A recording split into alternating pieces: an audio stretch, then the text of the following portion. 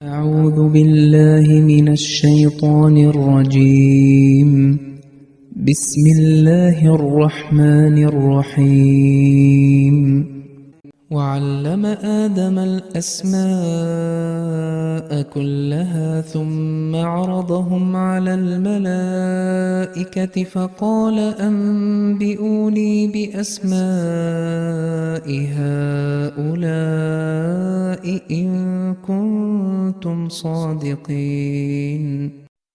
അസ്സലാമു അലൈക്കും വറഹ്മത്തുള്ളാഹി വബറകാതുഹു.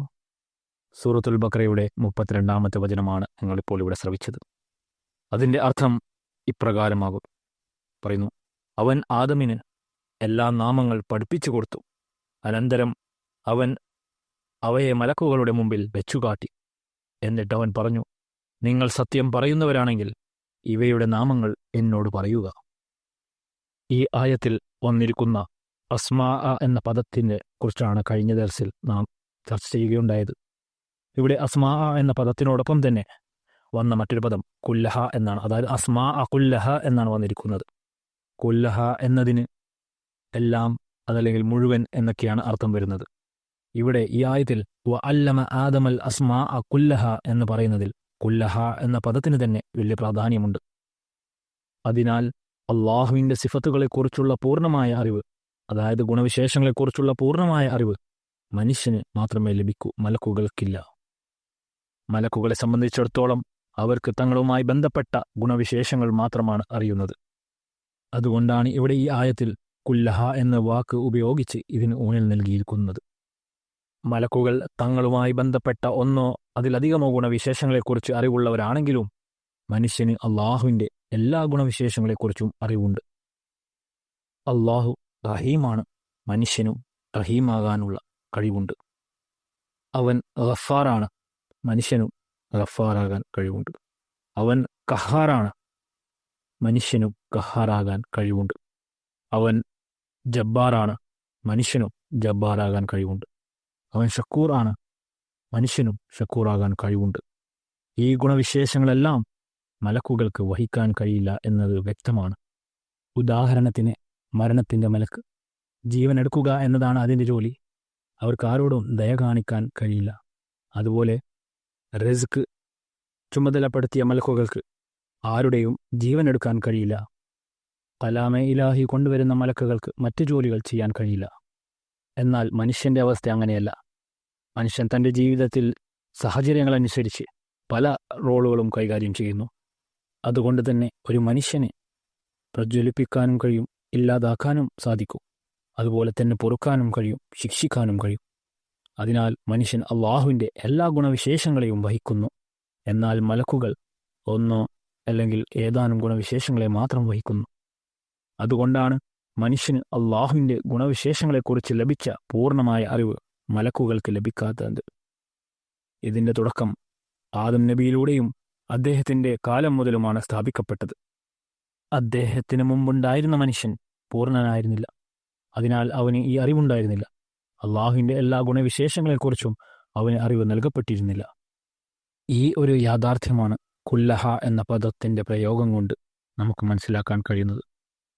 അങ്ങനെ വഅല്ലമ ആദമൽ അസ്മാ എന്ന വാക്യത്തിൻ്റെ ഒന്നാമത്തെ അർത്ഥമായി നാം മനസ്സിലാക്കിയത് അള്ളാഹു സുബ്ഹാനഹു വ തആല ഹദ്റത്ത് ആദം അലൈഹി സ്വലാത്തു വസ്സലാമിന് അള്ളാഹുവിൻ്റെ ഗുണവിശേഷങ്ങളെക്കുറിച്ചുള്ള അറിവ് നൽകി എന്നതാണ്. അതുപോലെ തന്നെ നേരത്തെ സൂചിപ്പിച്ചതുപോലെ കഴിഞ്ഞ ദർസിൽ പറയുകയുണ്ടായി, ഈ അല്ലമ ആദമൽ അസ്മാ എന്നതുകൊണ്ട് അള്ളാഹു ആദം നബിക്ക് ഭാഷയുടെ തത്വങ്ങൾ പഠിപ്പിച്ചതായി പറയുകയുണ്ടായി. യഥാർത്ഥത്തിൽ ആ ആശയം ഈ ആയത്തിൻ്റെ ആശയത്തിൽ ഒരു ഉപവിഭാഗമായി ഉൾപ്പെടുന്നു. കാരണം സംസ്കാരത്തിൻ്റെ നിലനിൽപ്പിന് ഒരു ഭാഷ അത്യാവശ്യമായിരുന്നു. അള്ളാഹു ആദം നബിക്ക് ഭാഷയുടെ തത്വങ്ങൾ പഠിപ്പിച്ചു എന്ന് മനസ്സിലാക്കാം. അതിനനുസരിച്ച് അദ്ദേഹം ഭാഷാജ്ഞാനം പ്രചരിപ്പിച്ചു. ഈ ആയത്തിനെക്കുറിച്ച് ചിന്തിച്ചാൽ അത് അറബി ഭാഷയായിരുന്നു എന്ന് മനസ്സിലാക്കാം. കാരണം ഈ ആയത്തിൽ നിന്ന് വ്യക്തമാകുന്നത് ആദം നബിക്ക് പേരുകൾ വസ്തുക്കളുടെ പ്രത്യേകതകളിലൂടെയാണ് പഠിപ്പിച്ചത് എന്നാണ്.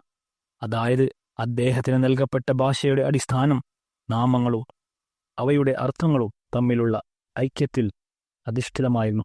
അതായത് ഓരോ വസ്തുവിനും അതിൻ്റെ പ്രത്യേകതയുടെ അടിസ്ഥാനത്തിലാണ് പേര് നൽകിയിരുന്നത്. അല്ലാതെ ബന്ധമില്ലാത്തതും ക്രമരഹിതവുമായിരുന്നില്ല. ഈ പ്രത്യേകത അറബി ഭാഷയിൽ മാത്രമേയുള്ളൂ. അതിലെ എല്ലാ നാമങ്ങൾക്കും അവയുടെ വസ്തുക്കളുമായി ആഴത്തിലുള്ള ബന്ധമുണ്ട്. മറ്റു ഭാഷകളിൽ ഈ കാര്യമില്ല. ആ ഭാഷകളിൽ പേരുകൾ തിരിച്ചറിയാനുള്ള പ്രയോജനം മാത്രമേ നൽകുന്നുള്ളൂ.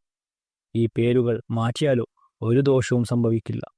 ഉദാഹരണത്തിന്, ഉറുദുവിലെ റൊട്ടി എന്ന വാക്ക് ഇംഗ്ലീഷിൽ ബ്രെഡ് എന്ന് പറയുന്നു, പെർഷ്യനിൽ നാൻ എന്നും വിളിക്കുന്നു.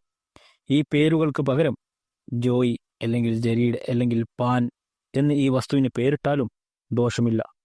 എന്നാൽ അറബി ഭാഷയിൽ ഈ വസ്തുവിൻ്റെ പേര് ഖുബ്സുൻ ആണ്. അതിൻ്റെ അർത്ഥം തന്നെ ആ വസ്തുവുമായി വളരെ ആഴത്തിലുള്ള ബന്ധമുണ്ട്. അറബി ഭാഷയിൽ ഹ, ബ, സ എന്നീ അക്ഷരങ്ങൾ കൂടിച്ചേർന്നാൽ പ്രവർത്തനമെന്നും വീർക്കുക എന്നും അർത്ഥമുണ്ട്.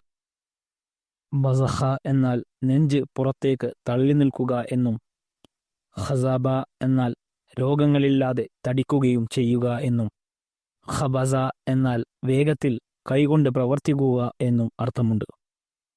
അതിനാൽ ഖുബ്സ് എന്നാൽ വേഗത്തിൽ കൈകൊണ്ട് തയ്യാറാക്കുകയും തടിക്കുകയും വീർക്കുകയും ചെയ്യുന്ന വസ്തു എന്നായി. ഇത് റൊട്ടിയുടെ കൃത്യമായ രൂപമാണ്. റൊട്ടി വേഗത്തിൽ കൈകൊണ്ട് തയ്യാറാക്കുകയും തീയിൽ വെച്ചാൽ വീർക്കുകയും ചെയ്യും. റൊട്ടിക്ക് അറബിയിൽ ഖുബ്സ് എന്നതിന് പകരം മറ്റൊരു വാക്ക് വെച്ചാൽ റൊട്ടിയുടെ യാഥാർത്ഥ്യം വ്യക്തമാകില്ലെന്ന് വ്യക്തമാണ്. മറിച്ച് റൊട്ടിയുടെ ആശയം ഹ, ബ, സ എന്നീ അക്ഷരങ്ങൾ ചേരുമ്പോൾ മാത്രമേ ഉണ്ടാകൂ. അതുപോലെ മറ്റൊരു ഉദാഹരണം, അള്ളാഹുവിൻ്റെ നാമമായ റബ്ബ് എടുക്കുക. റബ്ബ് എന്നാൽ പരിപോഷിപ്പിക്കുകയും താഴ്ന്ന അവസ്ഥയിൽ നിന്ന് ഉയർന്ന അവസ്ഥയിലേക്ക് എത്തിക്കുകയും ചെയ്യുക എന്നാണ്. ഈ വാക്കിന് പകരം മറ്റൊരു വാക്ക് വച്ചാൽ ഈ ഉദ്ദേശ്യം ഒരിക്കലും ശരിയാവില്ല. അതുപോലെ തന്നെ അറബിയിൽ ആകാശത്തിന് സമാഉൻ എന്ന് പറയുന്നു. സീൻ, മീം, വാവ് എന്ന അക്ഷരങ്ങളിൽ നിന്ന് വന്ന ഈ വാക്ക് ഉയർച്ചയെയും ഉന്നതിയെയും സൂചിപ്പിക്കുന്നു. എന്നാൽ പേർഷ്യൻ വാക്കായ ആസ്മാൻ അതല്ലെങ്കിൽ ഇംഗ്ലീഷ് വാക്കായ സ്കൈ എന്നത് ഈ യാഥാർത്ഥ്യത്തെ പ്രകടമാക്കുന്നില്ല. അതിനാൽ അറബി ഭാഷ മാത്രമാണ് അത്തരമൊരു ഭാഷ. അതിലെ എല്ലാ പേരുകളും ആ പേരുള്ള വസ്തുവിൻ്റെ യാഥാർത്ഥ്യം വെളിപ്പെടുത്തുന്നതിന് വേണ്ടിയാണ് നിർമ്മിക്കപ്പെട്ടിട്ടുള്ളത്. ഈ പേരുകൾ മാറ്റിയാൽ അവ ആ യാഥാർത്ഥ്യം വെളിപ്പെടുത്തില്ല, മറിച്ച് വെറും ഒരു അടയാളമായി മാറും. എന്നാൽ മറ്റ് ഭാഷകളിൽ ആ വസ്തുവിൻ്റെ യാഥാർത്ഥ്യത്തിൻ്റെ ഒരു സൂചനയും കാണുന്നില്ല. ഇല്ലാ മാഷാ അള്ളാഹു ഉദ്ദേശിച്ചതൊഴികെ. അതിനാൽ ഭാഷ പഠിപ്പിക്കുക എന്നതിൻ്റെ അർത്ഥം ഇതാണ്. അള്ളാഹു ആദം നബിക്ക് അർത്ഥശൂന്യമോ ക്രമരഹിതമോ അല്ലാത്ത ഒരു ഭാഷ പഠിപ്പിച്ചു. മറിച്ച് അതിൻ്റെ അടിസ്ഥാന തത്വചിന്തയിലായിരുന്നു. അതിലെ എല്ലാ വാക്കുകളും അർത്ഥവത്തായിരുന്നു. അല്ലെങ്കിൽ മറ്റൊരു തരത്തിൽ പറഞ്ഞാൽ അള്ളാഹു ആദം നബിക്ക് അറബി ഭാഷ പഠിപ്പിച്ചു. അത് പിന്നീട് മറ്റ് ഭാഷകളുടെ മാതാവായി മാറി. ഇൻഷാ അല്ലാഹ് ഈ ആയത്തിൻ്റെ ബാക്കി വിശദീകരണം അടുത്ത ദർസുകളിൽ കേൾപ്പിക്കുന്നതായിരിക്കും. ജസാക്കുമുല്ലാഹു വഖിർ ദഅവാന അൽഹംദുലില്ലാഹി റബ്ബിൽ ആലമീൻ.